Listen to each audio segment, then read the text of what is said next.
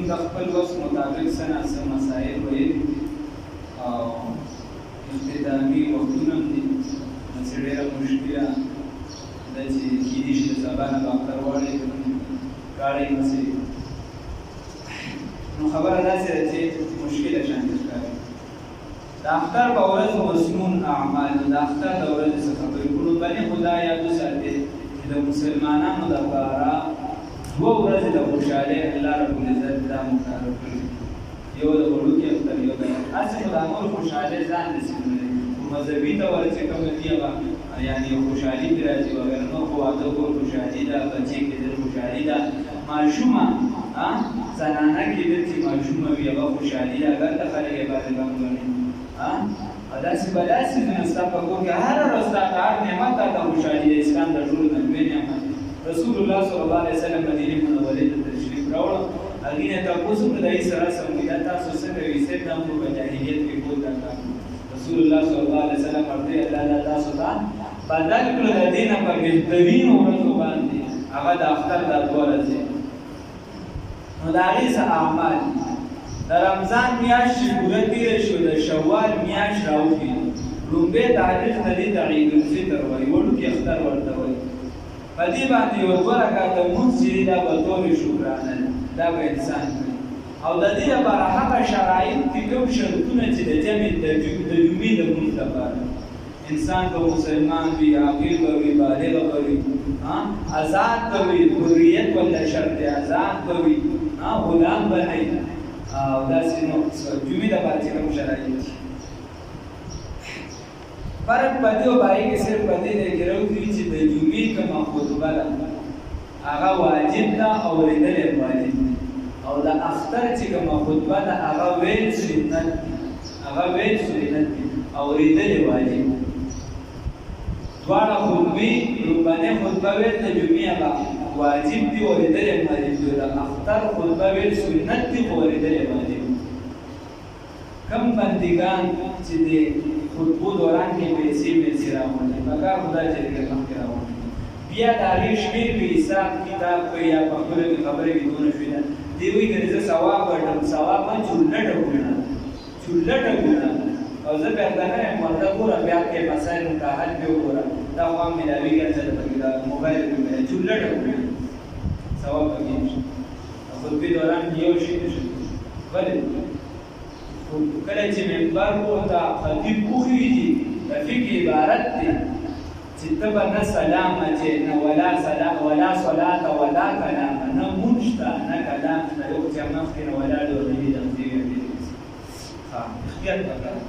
دا ما ویلي وو دې ملګرو ته دا کوم چې غونډۍ کله نه کله مونږ ته ویلي دي د دې وړې نه شړی نه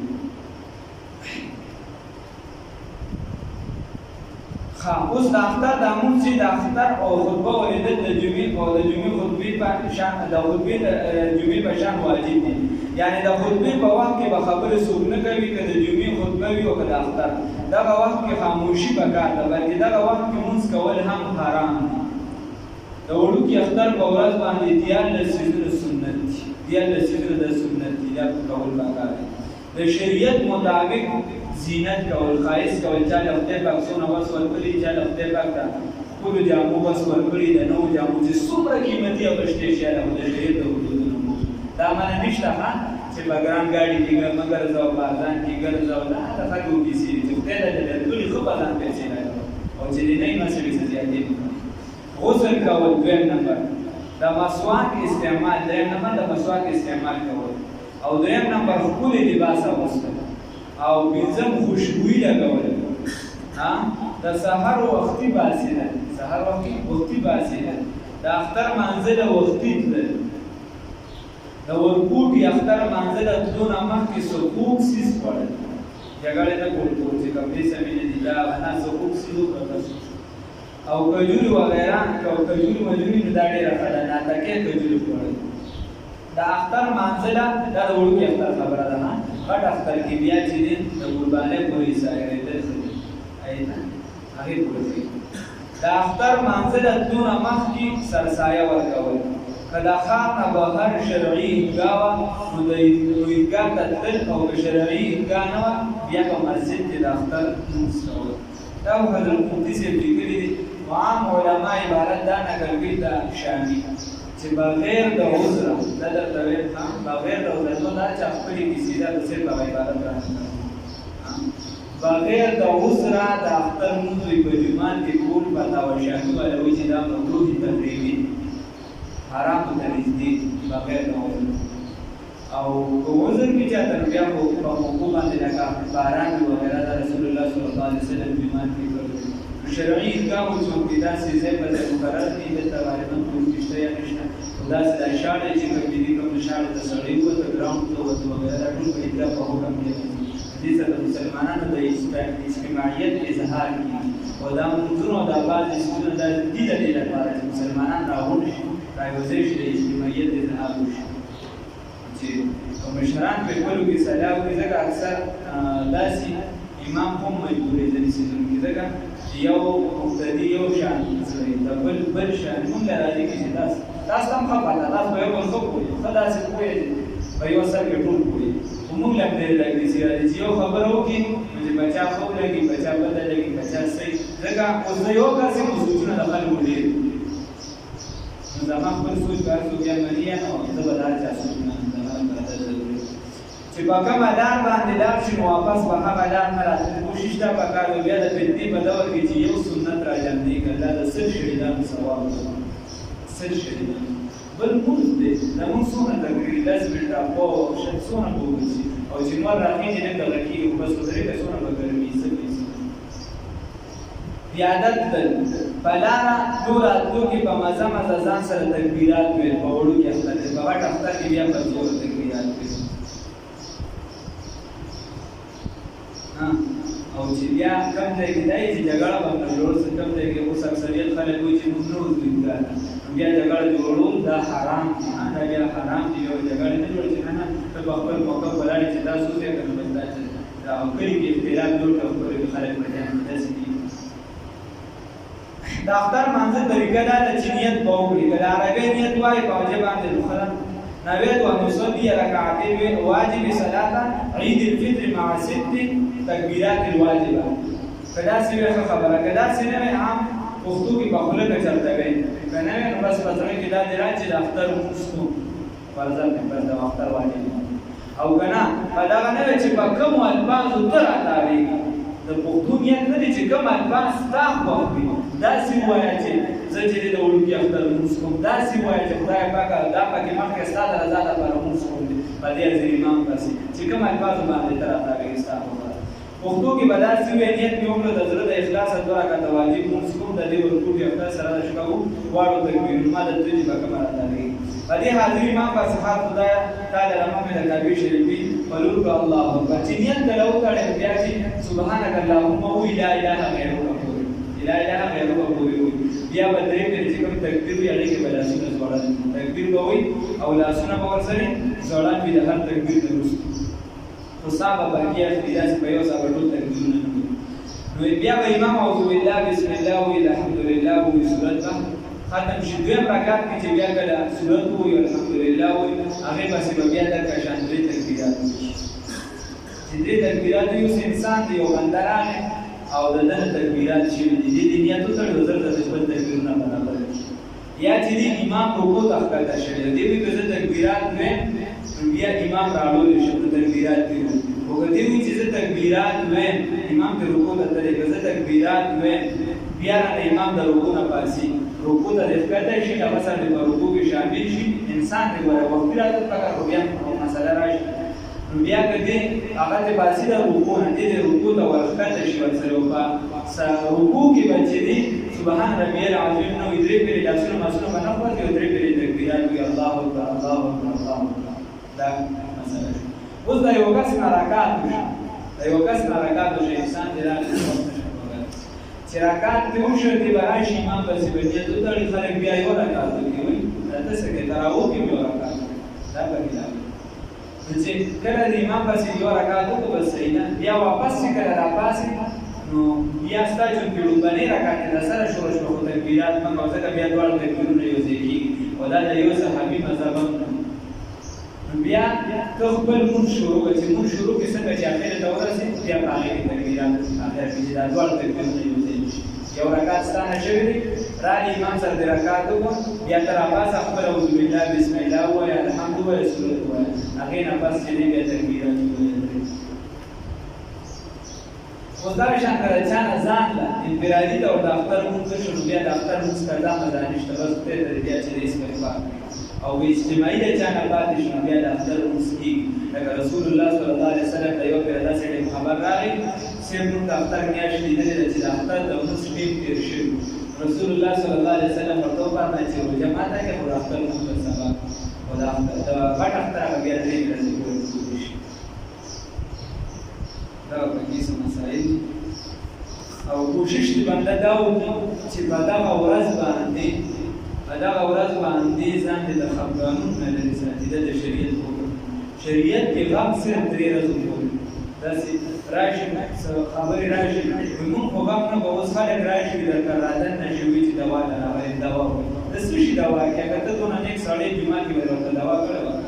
جومات کې هم چې دوا ده راشي خو یو دوا به وکړو نو بل ورته ځای کړو یو دوا به وکړو بل دا کړو ولې دې وایي چې زه راغلم چې زما اظهار وکړي چې او زه ورته راغلم چې ما ولیکل هغه ګوډه بل وایي چې ما هم ولیکل زه هم راغلی دا ټول د ریا ډول الله وساتي